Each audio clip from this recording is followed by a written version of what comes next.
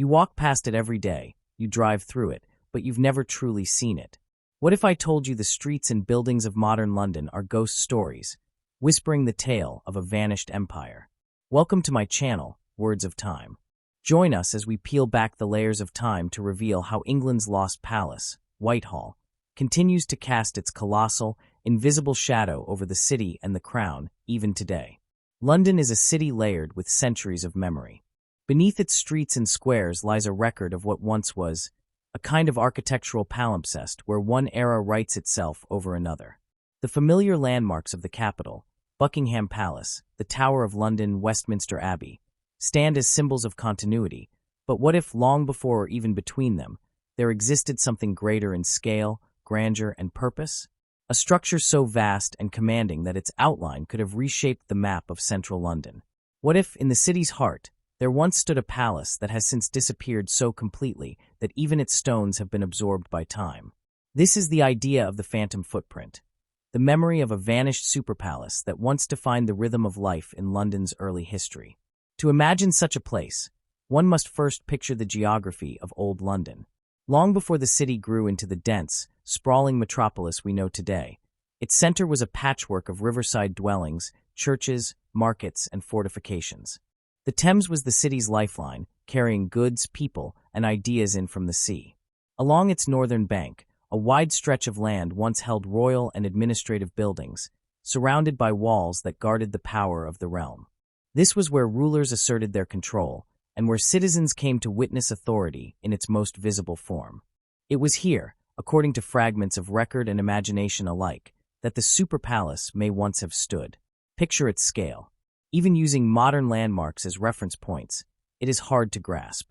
If one were to combine the full footprint of Buckingham Palace, the Tower of London, and Westminster Abbey into a single connected estate, the resulting structure would still be smaller than the imagined dimensions of this vanished complex. Its courtyards could have swallowed whole streets, its great halls rivaling cathedrals in height and volume. The palace would have been a world unto itself. Royal residence, seat of government, fortress, chapel, and ceremonial ground all contained within a single walled enclosure. It would have been both symbol and stage, expressing power in stone and echoing with the sound of decisions that shaped the fate of kingdoms. The concept of such a building is not as far-fetched as it seems. Medieval and early modern rulers often built on a scale intended to awe their subjects. In London alone, fragments of that ambition survive in the Tower, whose Norman keep was both home and prison, and in Westminster, where kings were crowned and buried. But the idea that there might once have been a structure that surpassed them all, only to vanish almost entirely, suggests something extraordinary about the city's capacity for transformation. London has always been a living organism, growing, consuming, and rebuilding itself. Fires, wars, and the relentless march of urban progress have erased countless traces of the past. Streets have been renamed, rivers buried, and buildings repurposed or replaced so often that the line between memory and material has blurred.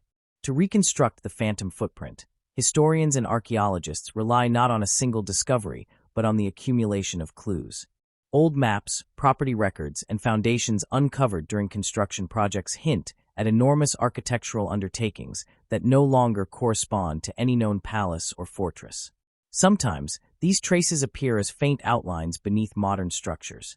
An unusually deep wall, a stretch of masonry that runs at an odd angle, or the remains of an ancient courtyard hidden beneath newer layers of stone. Each fragment tells part of the story. Together, they form a ghostly silhouette of something that once was monumental. The social and political context of early London helps explain why such a palace might have existed. The city was not only the capital of a kingdom, but the focal point of an expanding empire of influence. Monarchs sought to project authority through physical presence. The palace, therefore, was not simply a home but a statement. Within its walls, power was performed through ceremony and display. Crowds gathered outside to witness royal processions, to hear proclamations, or to celebrate victories. Inside, courtiers maneuvered for favor, ambassadors presented gifts, and scribes recorded the daily transactions of a realm. It was a world of hierarchy and ritual, where architecture and politics were inseparable. Imagine approaching the palace from the river, the main artery of the city. The water would have reflected its walls like a mirror. Great steps likely led from the Thames to the entrance, where guards in armor kept watch. The air would have been filled with the sound of horses' hooves on cobblestone, the clang of metal gates, and the murmur of servants hurrying through archways. Above all, the structure would have projected an aura of permanence, as if it were meant to last forever. Yet, as history shows, nothing in London lasts forever. The disappearance of such a place raises questions that are as fascinating as the building itself. How does something so immense simply vanish? The answer lies in the way cities evolve. London has endured fires, invasions, and waves of redevelopment that have repeatedly reshaped its form. The Great Fire in the 17th century destroyed thousands of buildings and forced the city to rebuild almost from scratch.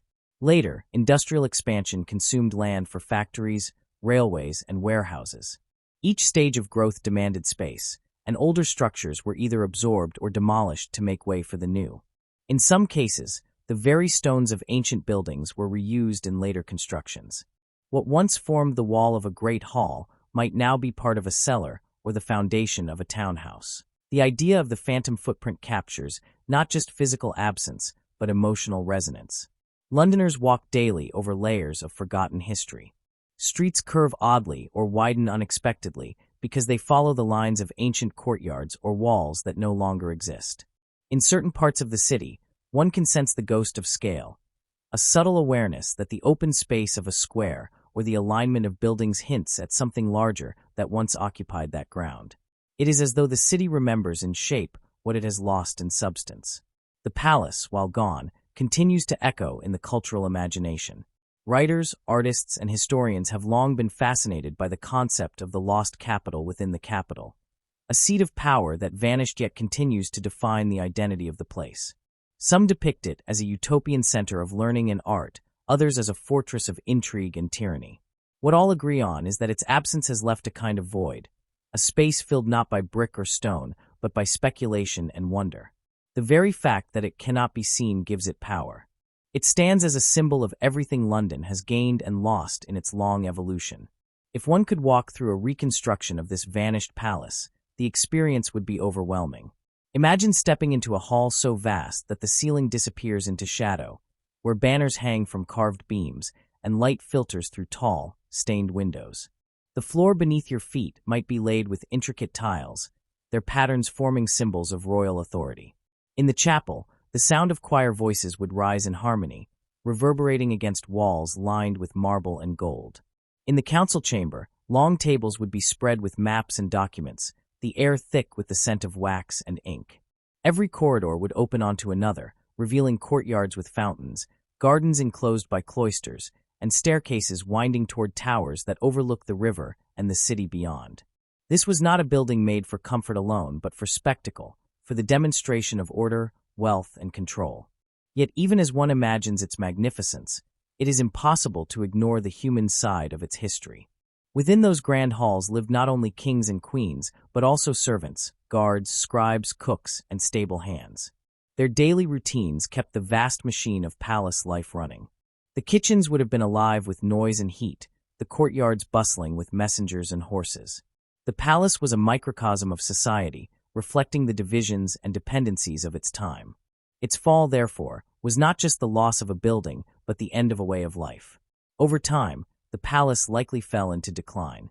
Political power shifted, rulers favored new residences, and the old complex became obsolete. Perhaps sections were abandoned, repurposed, or dismantled. Wars and fires may have accelerated the decay. Eventually, its name faded from memory, and its materials were scattered. In a city that thrives on reinvention, absence quickly becomes opportunity. New buildings rose where the old had stood, and the super palace slipped into legend. Only later did people begin to ask what had stood there before, and why no trace remained. The phantom footprint, in this sense, is both literal and symbolic. It refers to the invisible outline left on the city's map, but also to the lasting influence of lost grandeur. London has always been a city of layers, where medieval streets intersect with modern glass towers. Every redevelopment is an act of both creation and erasure. Beneath office blocks and railway stations lie Roman walls, Saxon churches, Tudor cellars, and Victorian sewers. The city builds its future on the bones of its past. The imagined palace, larger than any surviving royal site, becomes a metaphor for the scale of what London has forgotten in its constant pursuit of the new. Modern technology allows us to glimpse this buried history in once impossible ways. Ground-penetrating radar, archaeological digs, and digital reconstructions reveal patterns hidden beneath the surface. When engineers excavate for new construction, they often uncover fragments of walls or foundations that suggest structures far older than the surrounding streets. These discoveries remind us that even the most permanent-seeming city is in constant dialogue with its own ruins. Virtual modeling can now recreate the dimensions of lost buildings, allowing historians to visualize their scale and layout. Through these reconstructions, the Phantom Palace becomes visible again, if only in imagination and data. But what makes the story of the Phantom Footprint compelling is not merely its mystery or its potential historical truth. It is what it tells us about the relationship between people and place. Cities are not static collections of buildings. They are living records of human ambition, fear, and adaptation. The palace, in its time, embodied authority. Its disappearance reflects the impermanence of that authority. Empires rise and fall, dynasties end, and the structures that once proclaimed their dominance crumble into dust. Yet the memory of them shapes the identity of those who come after. To stand in modern London and imagine the ghost of that superpalace is to confront the passage of time in its most tangible form. Every city carries within it a hidden topography of memory. Streets named after vanished landmarks, boundaries that follow ancient walls, and patterns of settlement that persist long after their origins are forgotten. All these are traces of former realities. The phantom footprint of London's lost palace is one such trace. Though invisible, it remains present in the collective imagination. It challenges us to look beyond the visible skyline and consider the unseen foundations on which the city stands.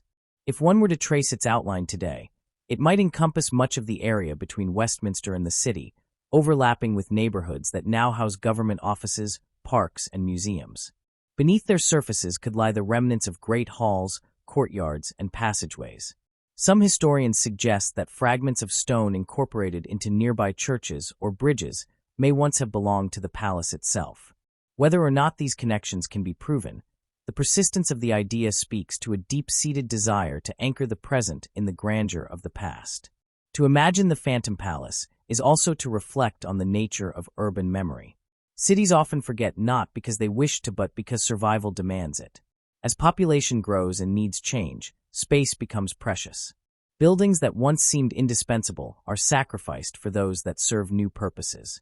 Yet, paradoxically, even when destroyed, the old continues to shape the new. Street patterns, property lines, and the very rhythm of daily movement bear the imprint of what came before.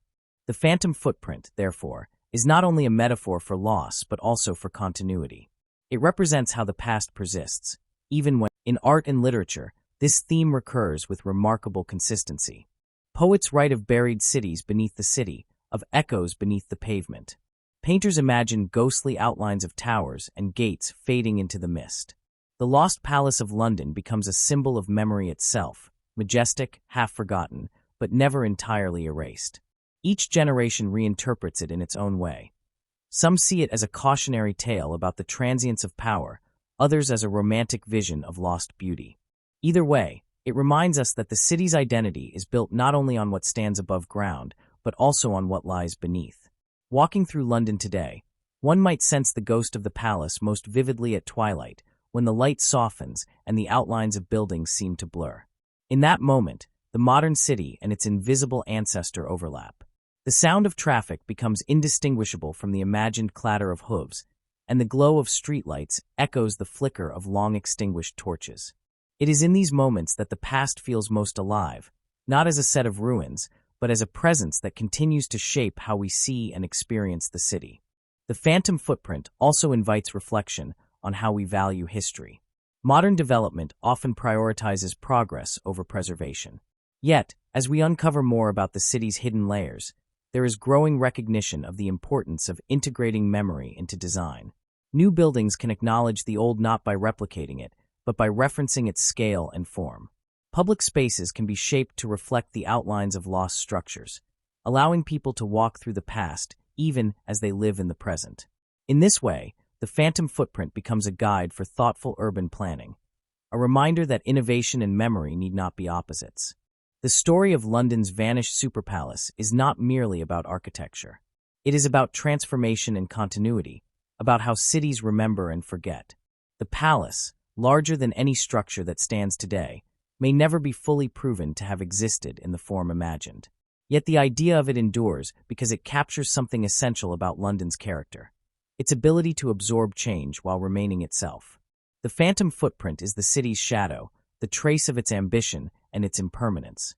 It tells us that greatness, no matter how monumental, eventually yields to time, but also that memory has a life of its own. The story of the phantom footprint continues naturally into the idea of the powerhouse unseen, because what disappeared from London's landscape was not just a structure of stone, but the physical embodiment of authority itself.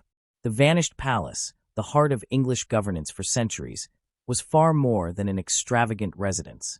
It was the command center of a nation, the place where decisions that determined the fate of millions were made in quiet chambers, behind doors closed to the public. To understand its power is to understand how architecture, ceremony, and politics once intertwined so completely that walls themselves seemed to breathe the air of command. This great complex, known to later generations as Whitehall Palace, was once the largest royal residence in Europe. It stretched across a massive portion of land along the River Thames, forming a small city within the city. Its endless sequence of courtyards, galleries, chapels, and gardens created a living organism of governance and grandeur. The river served as both moat and highway, allowing barges carrying foreign dignitaries, royal family members, and supplies to glide directly up to the palace steps. From the water, it must have appeared both majestic and impenetrable, a monumental testament to royal supremacy. Yet for all its visibility, its greatest strength lay in what could not be seen: the intricate network of rooms and corridors where influence and intrigue flowed as surely as the Thames outside. Inside these walls, the monarch was not merely a figure of ceremonial authority, but the hub of a vast administrative machine.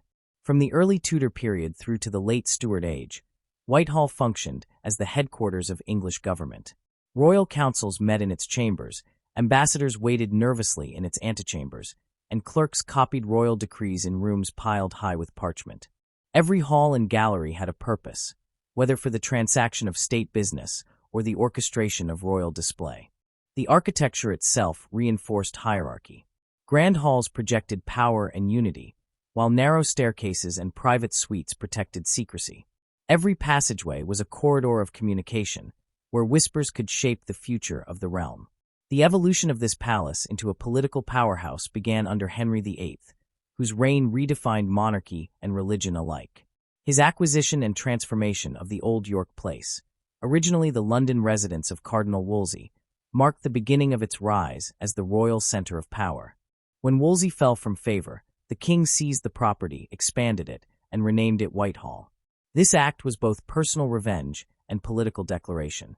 By taking over the residence of his former servant and making it the center of his rule, Henry asserted his dominance not only over individuals, but over the church itself. From this seat, he directed the sweeping reforms that separated England from papal authority, dissolved the monasteries, and created a national church under the crown. The very walls of Whitehall absorbed the sound of these revolutions in thought and power. It was within this palace that Henry's private life merged with the fate of the kingdom.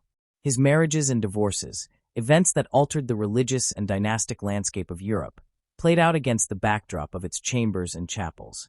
When he sought to annul his marriage to Catherine of Aragon, the discussions that would ultimately lead to England's break from Rome unfolded within these rooms.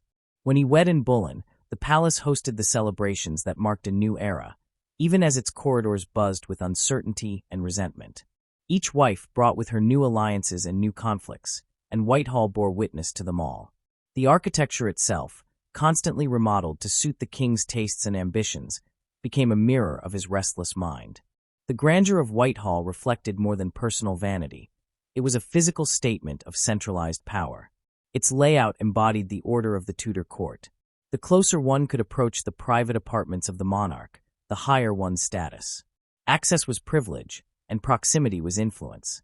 Courtiers understood that the path to favor often lay through physical presence, being seen, overheard, or encountered in passing.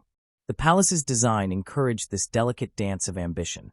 Wide galleries allowed for chance meetings, while secluded chambers provided space for confidential conversations. It was an architecture of politics, where even the arrangement of doors and staircases could determine the course of a career. In the reigns that followed, Whitehall continued to serve as both stage and workshop for English governance. Elizabeth I, whose reign defined an age of cultural and naval expansion, ruled from these same halls. The palace during her time was both fortress and theater.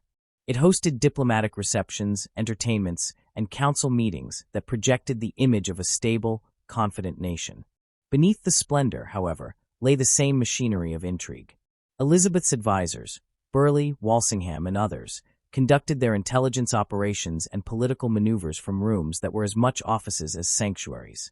The corridors of Whitehall carried the footsteps of spies, messengers, and ministers, all serving a queen who understood the value of secrecy as well as spectacle. By the time of the Stuart monarchs, the palace had grown into an extraordinary labyrinth. Additions and renovations over the decades had produced a patchwork of architectural styles, from medieval to Baroque. Yet its core function remained the same. It was the nerve center of authority. Under James I, it became the place where new ideas of monarchy and divine right were debated, and where the seeds of conflict between crown and parliament were first sown. His successor, Charles I, transformed parts of Whitehall into spaces that reflected his aesthetic tastes and political ideals. The Banqueting House, designed by Inigo Jones, stood as a masterpiece of classical proportion and symbolic meaning. Within it, royal pageants celebrated the harmony of king and subject, even as the real world outside moved steadily toward discord. The irony of history is that the very building meant to glorify the monarchy became the site of its most profound humiliation. When Charles I was tried and condemned, it was at Whitehall that his execution took place. The Banqueting House, once a hall of triumph, became the stage of tragedy. On a cold January morning, the king stepped through a window of that building onto a scaffold erected just outside. There, before a silent crowd, he met his end. The blade fell, and with it, centuries of unquestioned royal power. The symbolism was stark. The seat of kingship turned into the scene of regicide. The palace that had witnessed so many declarations of royal will now bore witness to the undoing of monarchy itself. In that moment, Whitehall ceased to be merely a building. It became the embodiment of England's transformation from absolute rule to contested governance. After the restoration of the monarchy, Whitehall resumed its role as royal residence, but the aura of invincibility had been lost. The later Stuarts inhabited a palace haunted by memory. Within its chambers, political plots and personal scandals continued to unfold. It was in these rooms that James II's attempts to reassert Catholic influence met with growing resistance, leading ultimately to his downfall.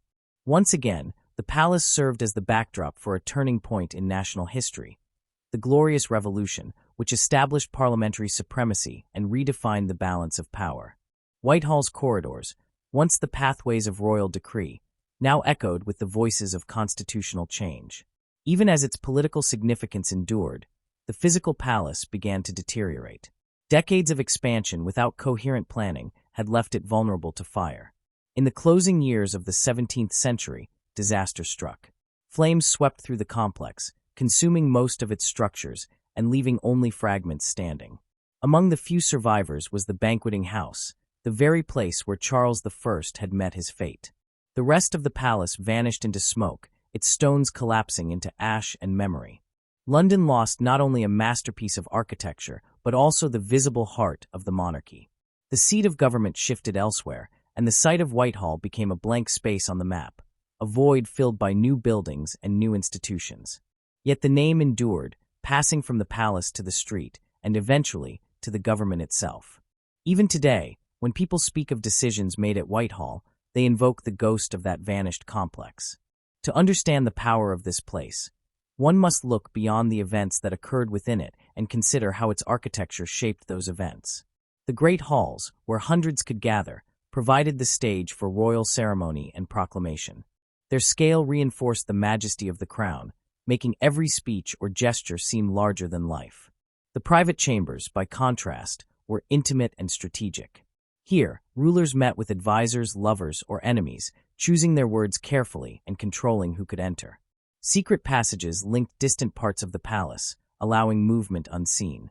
Such design served both security and intrigue.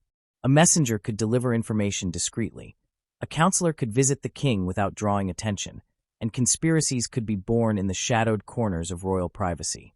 This physical separation between public and private space mirrored the balance of openness and secrecy that defined monarchical rule. To govern effectively, the monarch had to be visible yet unreachable, approachable yet mysterious. The palace's design achieved this balance perfectly. From the outside, it projected power. Inside, it protected vulnerability. The monarch could appear before the people in the Great Hall and, moments later, retreat into a private study to deliberate or to pray. This interplay of visibility and concealment made the palace a living metaphor for power itself. Something seen, felt, and obeyed, yet never fully known. The daily life of Whitehall was a constant performance of authority. Courtiers gathered in the galleries, waiting for the chance to bow or speak. Officials hurried between offices carrying sealed documents. Musicians, artists, and architects contributed to the creation of royal image, turning the palace into a stage set for the drama of governance. But behind this surface existed the machinery of real decision-making. Policies that shaped trade, war, taxation, and religion were drafted and debated within its walls. The palace, therefore, was both a theater and a workshop, a place where spectacle and substance were inseparable. The influence of its architecture extended beyond its walls. The very concept of centralized royal government in England developed within the spatial logic of Whitehall. Departments of state that later evolved into independent institutions were once simply offices within the palace. The Treasury, the Admiralty, the offices of the Secretary of State, all began as extensions of the royal household. The corridors that once echoed with the footsteps of servants and scribes would, in time, give rise to the bureaucratic structures that still bear its name. Thus, the unseen powerhouse of Whitehall did not vanish with the building itself. It transformed into the administrative core of modern British governance. The street that runs through what was once palace ground is now lined with government offices, carrying forward the legacy of authority that began within those vanished walls. What remains most compelling about the story of this lost palace is not only its grandeur or its historical importance, but its enduring invisibility. To walk through modern Whitehall today is to tread on the buried heart of English history. The grand facades of ministries and departments stand where royal gardens and chapels once lay. The air that once carried the sounds of court musicians and heralds now hums with the murmur of civil servants and traffic. Yet, beneath it all, there lingers a sense of continuity. The decisions that shape the nation are still made here, in rooms that, though modern in form, occupy the same ground where kings once ruled. The phantom footprint of Whitehall, therefore, extends beyond architecture. It represents the evolution of authority itself, from the personal power of monarchs to the institutional power of government. The palace may have burned, but its influence persisted, reshaped by time and necessity. The invisible network of relationships, decisions, and responsibilities that once revolved around the royal chambers now flows through offices and departments. The structure has changed, but the pulse remains. The heart of English governance still beats in the same place, though the rhythm has altered from command to consultation. This transformation is part of what makes London's history unique. Few cities contain such visible evidence of the passage from monarchy to democracy, from private rule to public administration. In this sense, the vanished palace is not a symbol of loss but of adaptation. Its destruction did not end its story. It allowed that story to evolve. What was once expressed through gilded halls and ritual processions is now expressed through meetings, documents, and laws. The setting has changed, but the purpose remains the same: to manage the affairs of a complex nation. The powerhouse unseen continues to function, hidden in plain sight. Yet, despite this continuity, one cannot help but feel the weight of absence. The physical palace, with its vast scale and intricate design, offered a tangible connection to the past that no modern office block can replace. Its destruction removed not just a building, but a layer of collective memory. To imagine its halls and corridors now is to reconstruct them from fragments, paintings, drawings, written descriptions, and the surviving banqueting house. This act of imagination connects us to the people who lived and worked there, to the ambitions and anxieties that shaped their world.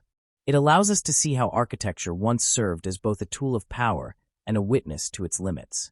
If one stands today before the banqueting house and looks across Whitehall, it is possible to sense, beneath the movement of buses and the rhythm of modern life, the shadow of that vanished grandeur.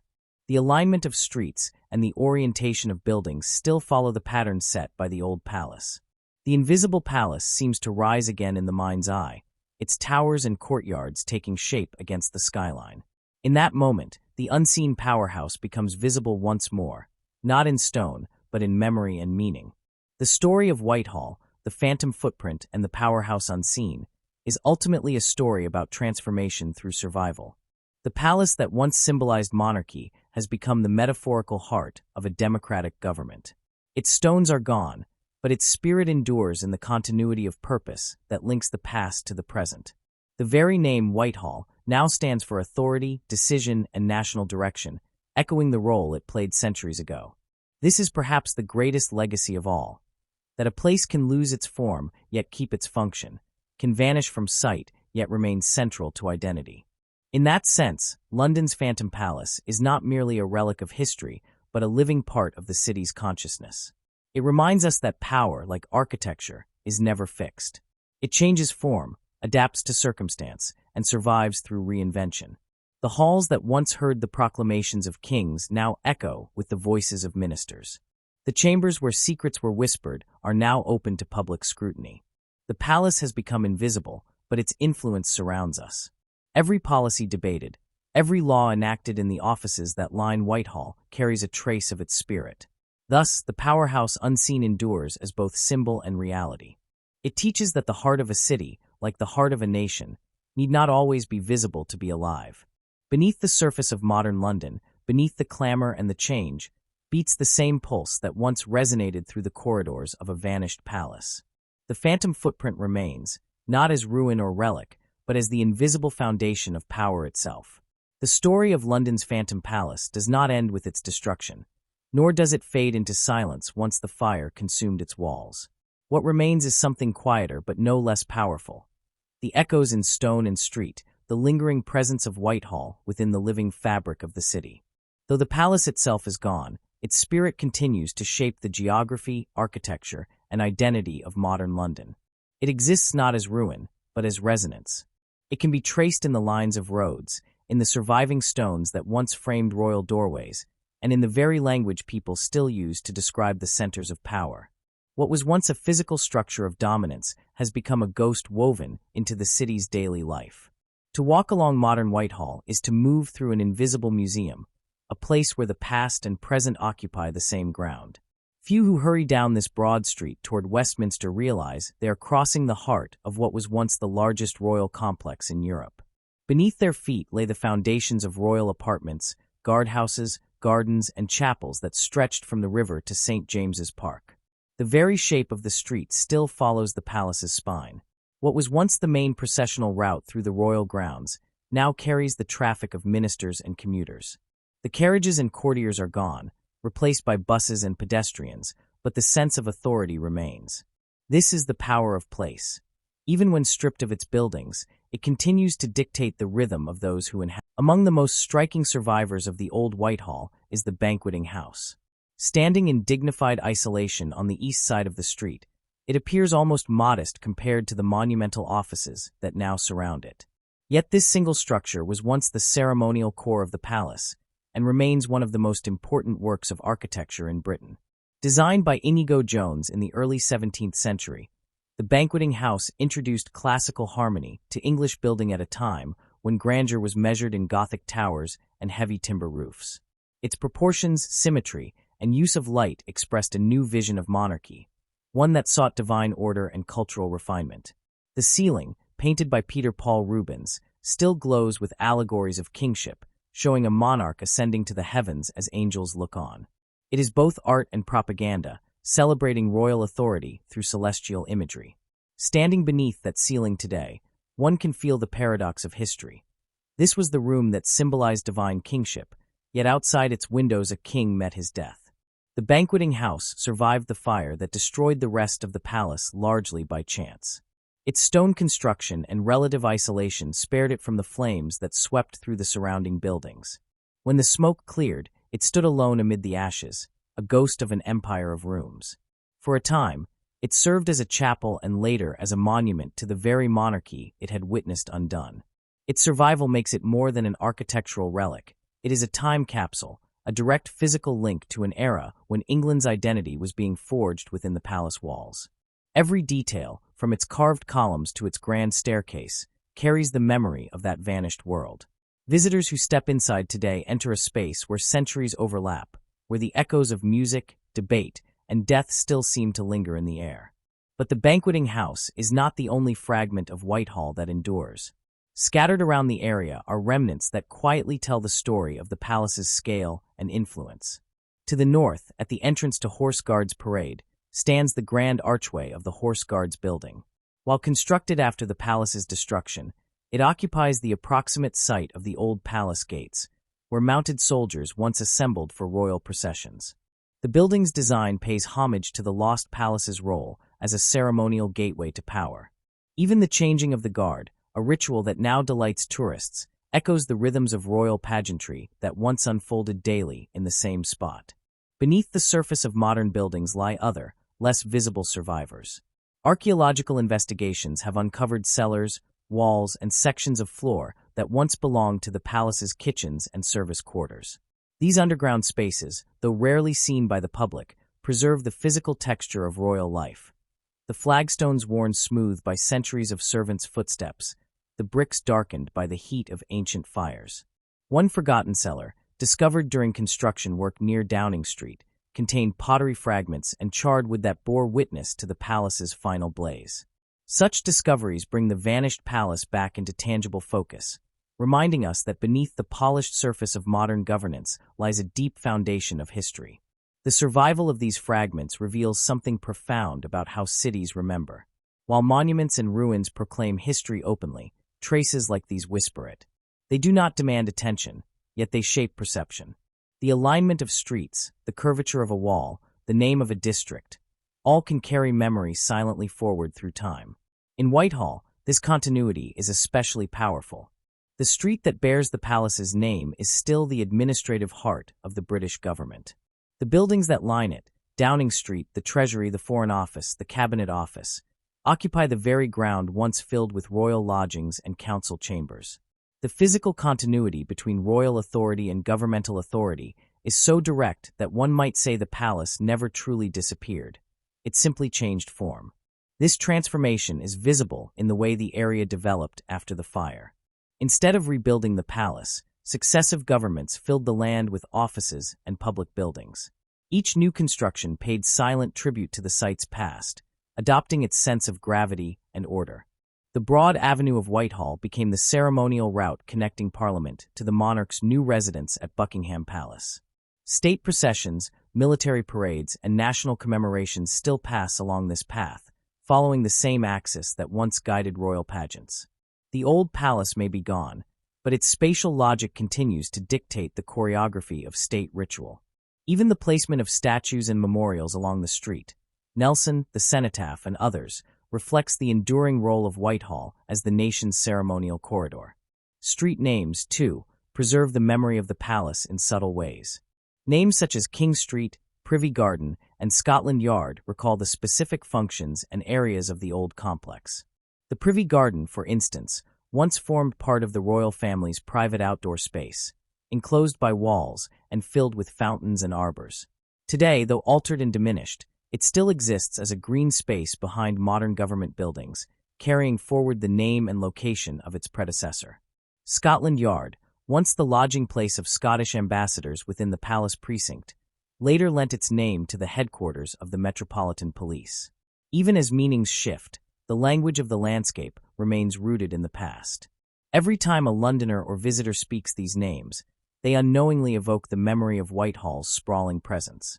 The ghost of the palace is also felt in the rhythm of the surrounding architecture. The stately facades of the government offices that now dominate Whitehall bear the imprint of its lost grandeur. The architects of the 19th century who designed these buildings drew consciously on classical motifs, echoing the style of the banqueting house as a way to connect their new institutions with the legacy of authority that site represented. Columns, pediments, and symmetrical layouts replicate the language of power first articulated by Inigo Jones and his successors. In this way, The physical design of modern governance still bows, however subtly, to the memory of its royal origins. Yet the echo of Whitehall extends beyond architecture and geography. It lives in the collective imagination of London itself. The idea that power resides in this place has persisted unbroken from the Tudors to the present day. The transition from royal court to parliamentary government, from palace to office, did not erase that association, it reinforced it. When people refer to Whitehall today, they do not mean a single building, but an entire system of administration and decision-making. The word has become shorthand for authority, policy, and governance, much as the crown once symbolized the person of the monarch. This linguistic continuity demonstrates how deeply the Phantom Palace remains embedded in the city's consciousness. To stand on Whitehall at dusk, when the office is empty and the streetlights flicker on, is to sense this layering of time. The hum of modern traffic seems to merge with echoes of carriages and hoofbeats. The outlines of buildings, silhouetted against the fading sky, recall the shapes of towers long vanished. The air carries a faint vibration of ceremony, as though the old palace, invisible but awake, still exerts a quiet influence over its domain. This is not mere romantic fancy. It is the tangible effect of centuries of continuity. Power, once concentrated in a royal household, has diffused into institutions, yet it still gathers in the same place. The geography of authority remains unchanged, even if its architecture has evolved. The persistence of Whitehall's memory also speaks to the resilience of London as a living organism. Few cities have endured such repeated cycles of destruction and renewal, yet managed to preserve their identity so completely. Each era has left its layer upon the last, and the result is a landscape that holds both memory and motion. The vanished palace is part of that deeper structure, its footprint shaping what stands above it even when invisible. The river still flows beside it, the processional route still leads to Westminster, and the pulse of governance still beats at its center. In this sense, Whitehall's disappearance was not an ending, but a transformation. It moved from presence to influence, from stone to spirit. Archaeological and architectural studies continue to reveal new insights into how much of the palace survives beneath the surface. In recent decades, excavations during building projects have uncovered sections of ornamental flooring, fragments of wall paintings, and the foundations of once magnificent staircases. These findings remind us that London's ground is layered with centuries of human activity. Beneath the offices of modern ministers lie the remains of royal kitchens, stables, and wine cellars.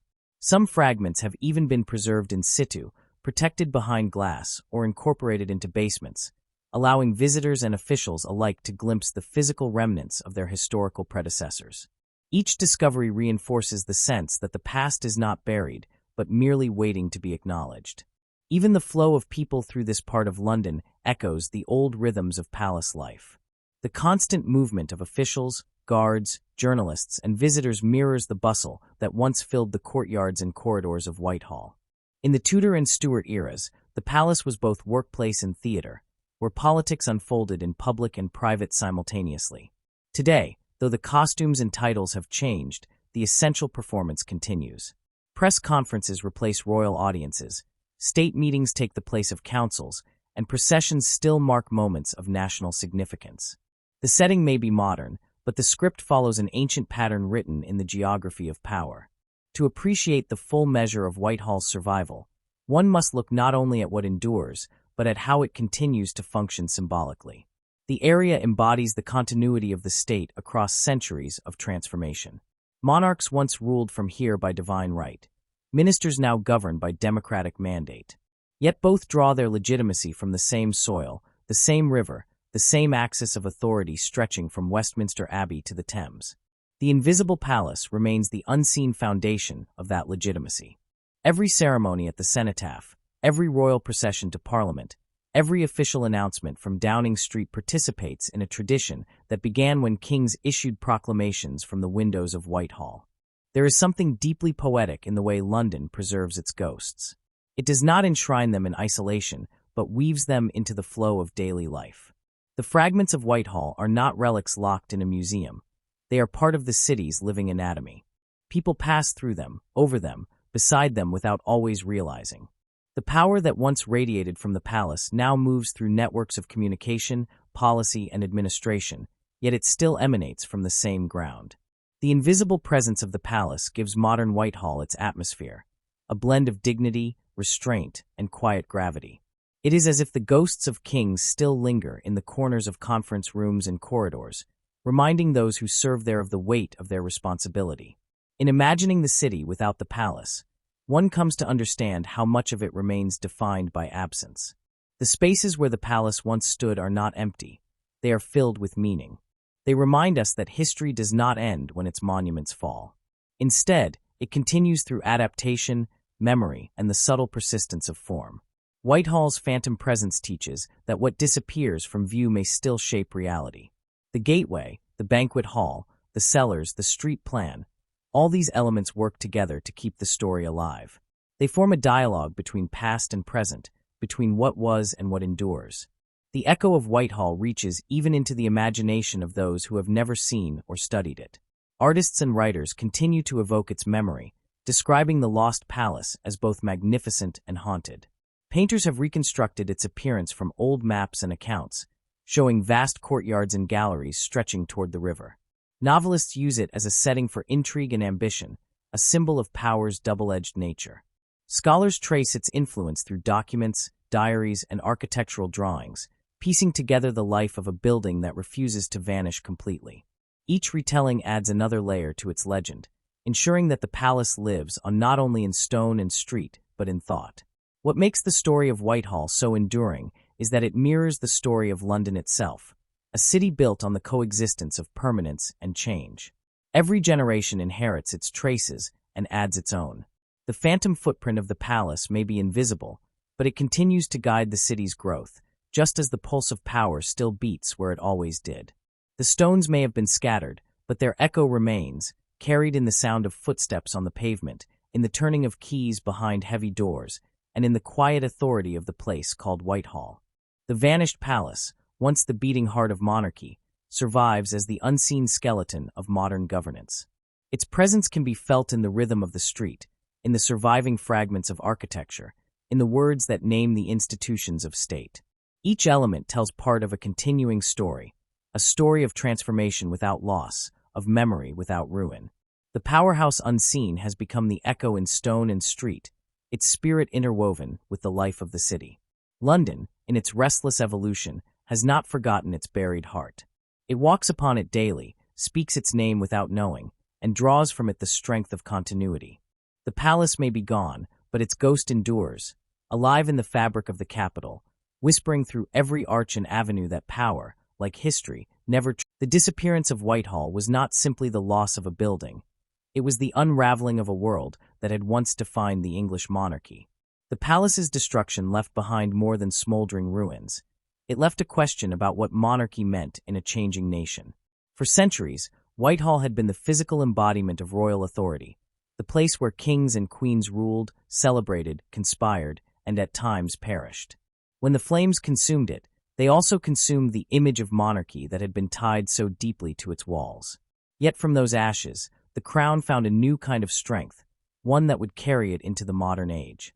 The legacy of the lost throne is therefore not a story of decline but of transformation, an account of how power, stripped of its familiar form, reimagined itself for a new era. When Whitehall burned in the closing years of the 17th century, the monarchy was still recovering from the trauma of civil war and revolution. The execution of Charles I had left deep scars, both symbolic and political. The palace where that tragedy had unfolded became, in the public imagination, a place of uneasy ghosts. Even after the monarchy was restored under Charles II, the old sense of divine right had been replaced by a more cautious awareness of shared power. The crown could no longer rule alone. It had to coexist with parliament and public opinion. Thus, the destruction of Whitehall came at a moment when the monarchy was already redefining itself, shifting from absolute authority to constitutional partnership. The loss of the palace accelerated that transformation, forcing the crown to adapt not only to new political realities, but to new spatial ones. Without Whitehall, the monarchy lost its traditional center of gravity. The palace had not been merely a residence. It was the stage upon which royal life was performed and observed. It contained the machinery of government, the spaces of ceremony, and the private chambers where personal and political decisions intertwined. Its absence created both a void and an opportunity. The crown needed a new home, one that could reflect the changing nature of royal power. The search for that home would eventually lead to the rise of other palaces: St. James's, Kensington, and later Buckingham, each representing a different phase in the monarchy's evolution from medieval court to modern institution. St. James's Palace, which had existed since the reign of Henry VIII, became the immediate successor to Whitehall's role as the official royal residence. Compared to the vast complexity of its predecessor, St. James's was smaller, more contained, and less ostentatious. Yet this modesty suited the new age.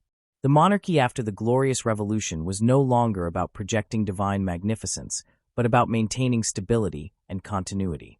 The move to St. James's symbolized a conscious retreat from the excesses of the past. It was a quieter seat of authority, better aligned with the cautious politics of a constitutional monarchy.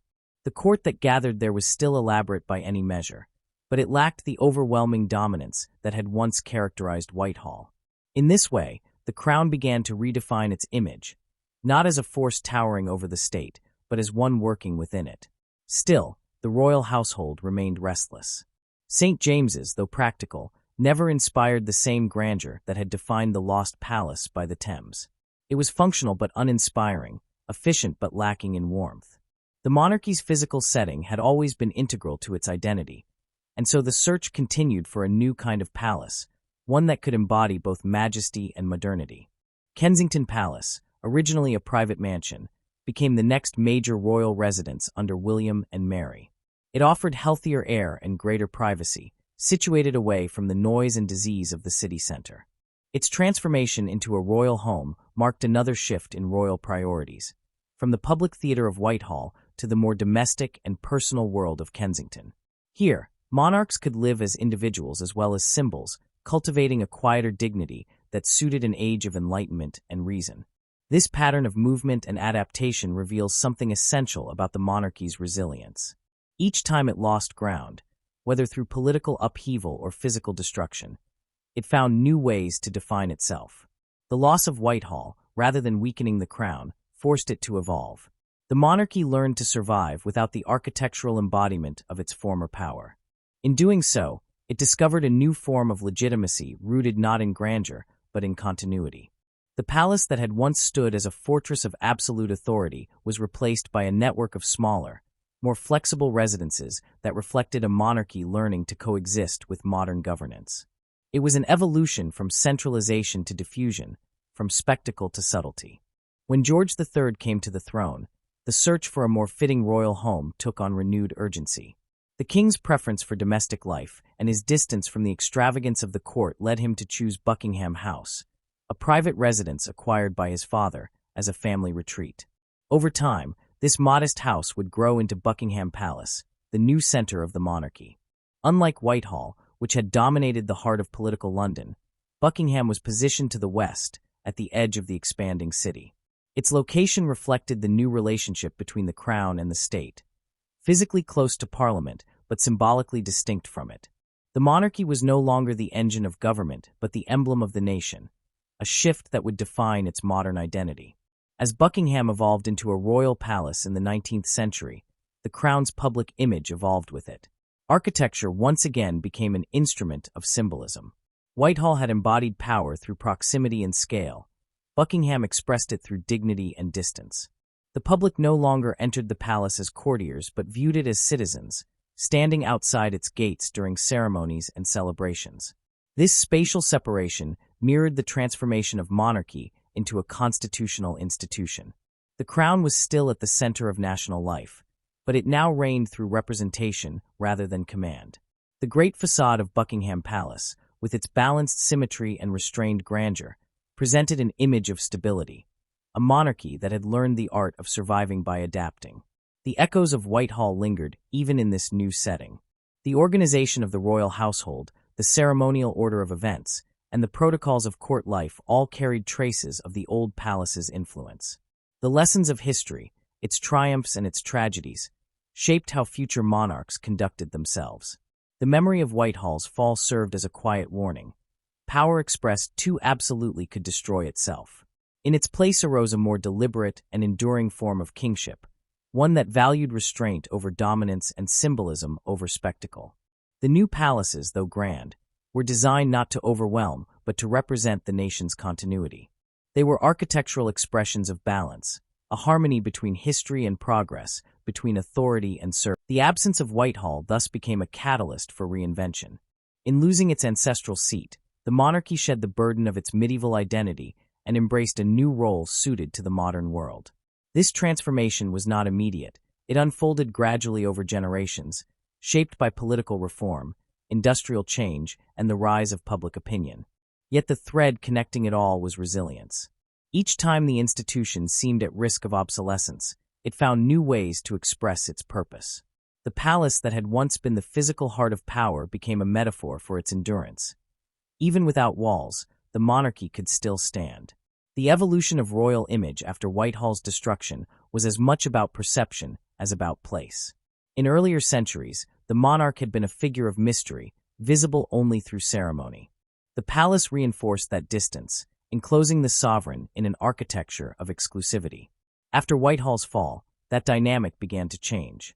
As monarchs moved into more accessible settings, their visibility increased. The public could see them more often, not as untouchable rulers, but as national figures. Portraits, prints, and later photographs spread their likeness across the country. This growing familiarity helped transform the monarchy from an instrument of command into a symbol of unity.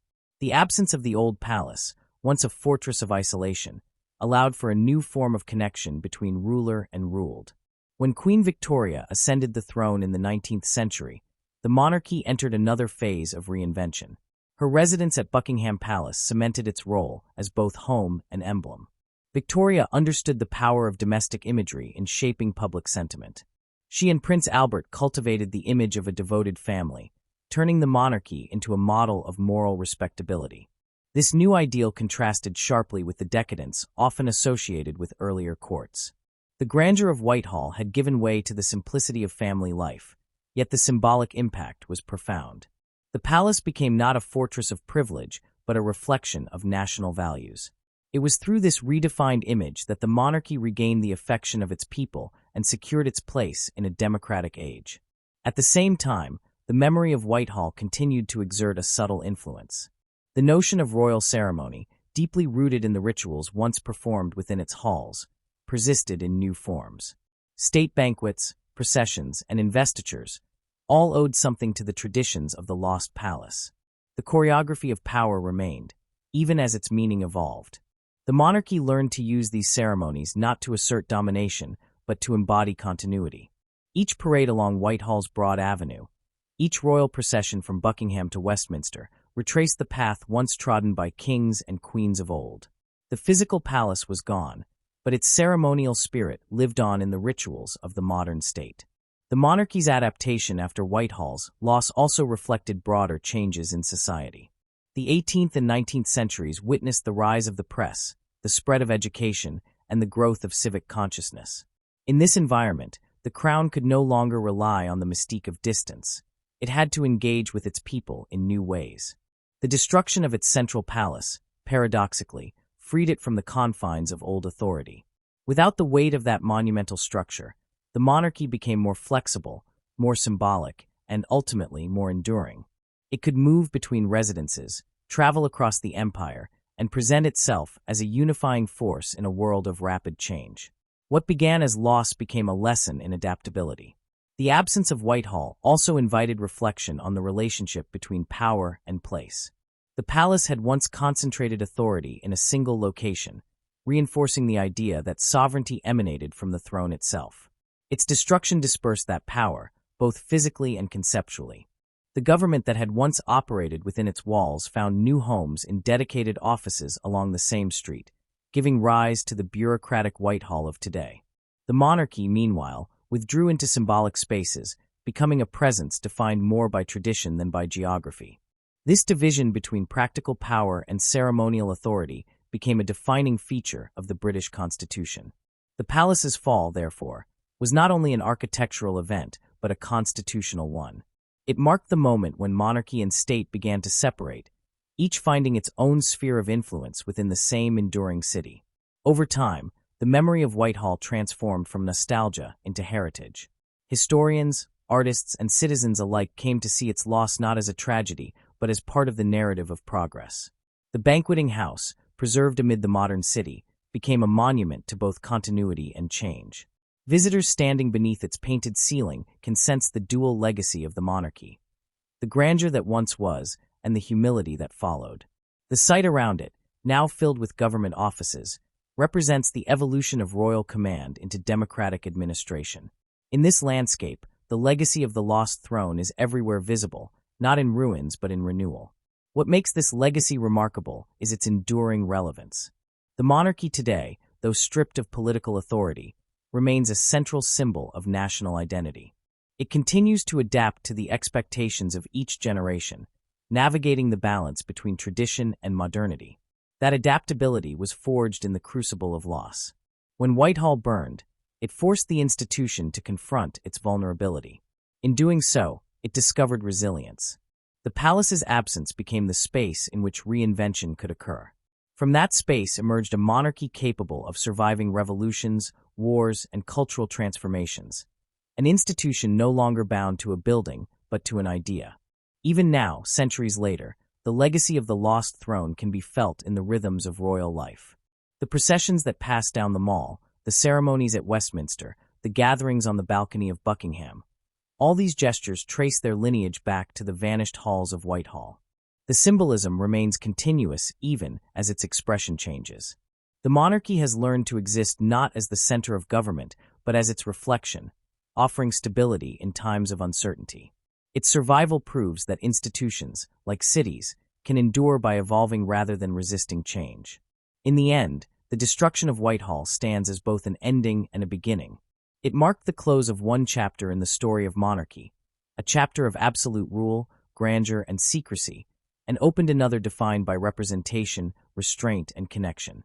The flames that consumed the palace also illuminated a path toward renewal. The monarchy that emerged from that loss was leaner, wiser, and more attuned to the currents of its age.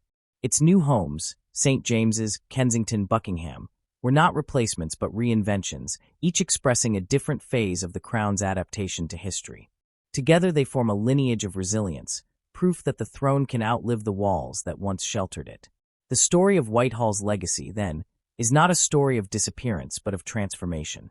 The palace may be gone, but its spirit survives in every act of royal ceremony, every architectural echo, and every image of the crown that continues to define Britain in the world's eyes. It endures as a reminder that power is never fixed, that even the mightiest institutions must sometimes lose their foundations to find their future.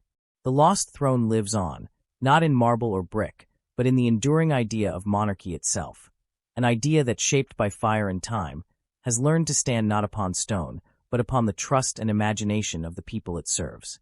To experience a place that has vanished from the earth is to attempt something both imaginative and deeply human.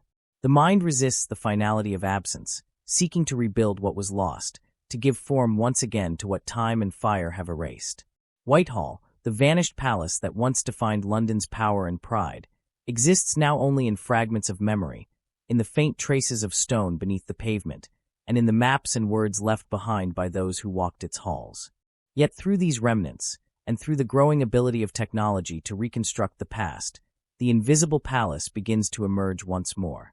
It may no longer stand by the Thames in physical grandeur, but it can still be seen, experienced, and understood. The process of unveiling Whitehall is not merely a technical exercise. It is a rediscovery of how history breathes through imagination and evidence, how a lost world can still shape the way we see the one that surrounds us. The journey begins with the documents that survived the palace's destruction. Forgotten maps, architectural drawings, inventories, letters, and diaries together provide the bones of this ghostly reconstruction. They allow us to trace its walls, count its chambers, and measure the scale of its ambition. Among the most revealing are the detailed surveys conducted by royal officials who manage the estate. These records, created to account for royal property, now serve as guides for historians and architects who wish to bring the palace back to life. They describe not only dimensions and layouts, but the arrangement of space, the sequence of courtyards, galleries, and gardens that defined how the palace was experienced. Through them we glimpse a world organized around ceremony and hierarchy, where architecture itself reflected the structures of power. Old maps of London, drawn by surveyors in the 16th and 17th centuries, place Whitehall at the very center of the city's political geography. The palace stretched along the riverbank in a complex of interconnected buildings, covering ground that today encompasses government offices and busy streets. By overlaying these historical maps onto modern ones, it becomes possible to visualize how much of present-day London sits atop the lost royal precinct. The river has shifted slightly, the roads have widened, but the outlines still correspond. Each curve of Whitehall's modern avenue follows a path once lined with royal apartments. Each open square, such as Horse Guards Parade, echoes the courtyards where soldiers once assembled before the sovereign. The modern city, in this sense, is not a replacement but a continuation of the palace's spatial rhythm. Written descriptions from courtiers and visitors add another dimension to this reconstruction. They speak of grand halls glittering with tapestries, of long galleries hung with portraits, of gardens filled with fountains and sculptures. Ambassadors wrote admiringly, sometimes enviously, of the magnificence they witnessed there. One described entering a hall so vast that its roof seemed to float on air, with light spilling through high windows upon the polished floor. Another recorded the scent of roses drifting from the gardens through open windows during a royal masque. Even accounts of the daily routines, the changing of guards, the bustle of servants, the sound of music echoing down corridors, help to animate the lifeless outlines on paper. Each word, preserved across centuries, becomes a fragment of the palace's living voice. The use of cutting-edge digital reconstruction brings these fragments together into a single experience. Through computer-generated imagery, historians and designers can rebuild Whitehall virtually, recreating not only its appearance but its atmosphere. The process begins by translating the dimensions found in historical documents into digital form. The foundations and elevations are modeled with precision, while textures and materials, stone, timber, plaster, and glass, are layered to restore the visual depth of the structure. Once complete, the palace can be explored in virtual space. Walking through its digital corridors, one can move from the great banqueting house to the royal apartments, descend into the kitchens, and emerge into the gardens by the river. Light falls through reconstructed windows, just as it might have centuries ago, shifting with the hour of the day. The sound of footsteps, the rustle of silk, and the murmur of conversation can be woven into the experience, allowing the viewer not only to see but to feel the pulse of the lost world. Such reconstructions are not acts of fantasy, but careful syntheses of art and scholarship. Every element, from the color of a wall to the placement of a staircase, draws upon surviving evidence. Artists study period paintings, architectural details from contemporary buildings, and archaeological discoveries to ensure accuracy. When gaps appear in the record, they fill them with reasoned inference rather than invention, guided by what is known of the styles and technologies of the time. In this way, the Invisible Palace emerges not as a dream, but as a credible vision, an intersection of knowledge and imagination that allows modern viewers to encounter history in 3 dimensions. Virtual reality has transformed the way such reconstructions can be experienced. Instead of viewing static images, visitors can now step into a simulation, moving freely through rooms once accessible only to monarchs and courtiers. The experience becomes personal and immersive. One can stand beneath the painted ceiling of the banqueting house and watch candlelight flicker across Rubens's allegories. One can walk through the Privy Garden as it appeared in spring, the sound of the river faint in the distance. Through this technology, Whitehall is not merely observed, it is inhabited once more. The invisible becomes tangible, and the city's forgotten heart beats again. This form of engagement does more than satisfy curiosity. It alters how we perceive the living city. By superimposing the digital model onto present-day London through augmented reality, one can see the outlines of the old palace shimmering above the streets. Standing outside modern government buildings, viewers can hold up a device and watch the ghostly facade of Whitehall rise from the ground, aligning perfectly with its historical location. The transformation is startling. The modern offices, cars, and crowds dissolve into the image of a royal courtyard, complete with guards, banners, and flickering torches. In this moment, time folds upon itself, and the viewer understands that London is a palimpsest, a layered text written and rewritten over the centuries, each generation leaving traces of its story. Beyond the wonder of technology lies a deeper purpose. The reconstruction of Whitehall is not only an act of restoration but of interpretation. It allows us to question how power and space were intertwined, how architecture expressed authority, and how the destruction of such a place reshaped national identity. When we walk through the virtual palace, we confront the grandeur and fragility of the monarchy that built it. We see how corridors connected private and public realms, how the layout mirrored the divisions of rank, and how ceremony relied on physical design to communicate its meaning. To experience the palace in this way is to see history not as distant or abstract, but as lived and tangible.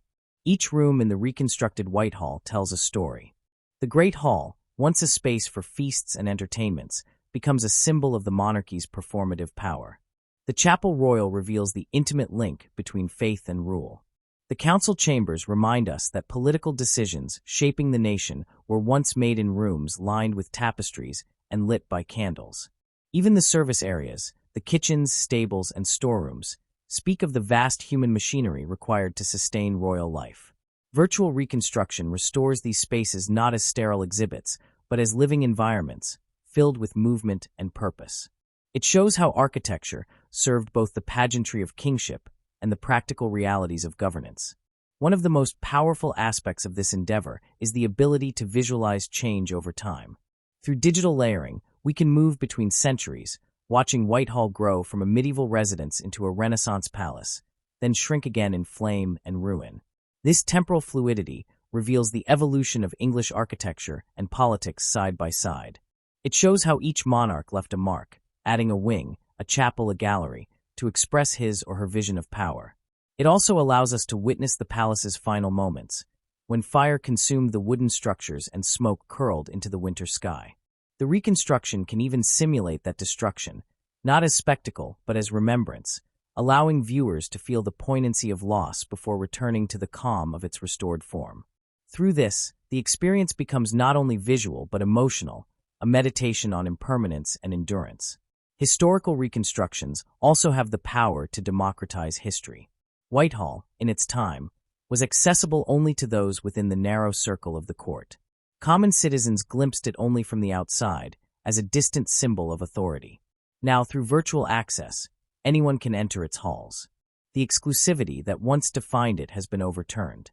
Schoolchildren, tourists, and scholars alike can explore the same spaces, guided by interactive narratives that explain their significance. This accessibility transforms Whitehall from a relic of privilege into a shared cultural heritage. The Invisible Palace becomes a public experience, connecting people across time and background to the same story of loss and reinvention. The process of digitally unveiling Whitehall also encourages a new kind of historical empathy. By walking through a reconstruction, viewers can better understand the people who once inhabited those spaces, not as names in books, but as human beings surrounded by beauty, responsibility, and danger. They can sense the pressure of court life, the awe inspired by grandeur, the tension between public ceremony and private emotion. They can imagine the footsteps of Henry VIII pacing before a decision, or the quiet dignity of courtiers attending a royal audience. Such experiences bridge the distance between past and present, reminding us that history is not only about events, but about lives lived within walls now gone. The reconstruction of the Invisible Palace also invites reflection on how modern London continues to echo its lost presence. When viewed through the lens of technology, the city reveals itself as a dialogue between what was and what remains. The offices of government that line Whitehall still follow the rhythm of the old palace's corridors. The banqueting house still stands as the anchor of memory, the last visible chamber of the vanished complex. The very air of the district, with its measured grandeur and restrained dignity, seems infused with the spirit of its royal predecessor. By layering the digital model over the real city, viewers can see how deeply the past is woven into the present fabric, how even in absence, architecture continues to shape identity. Through this process, the Invisible Palace becomes more than a historical curiosity.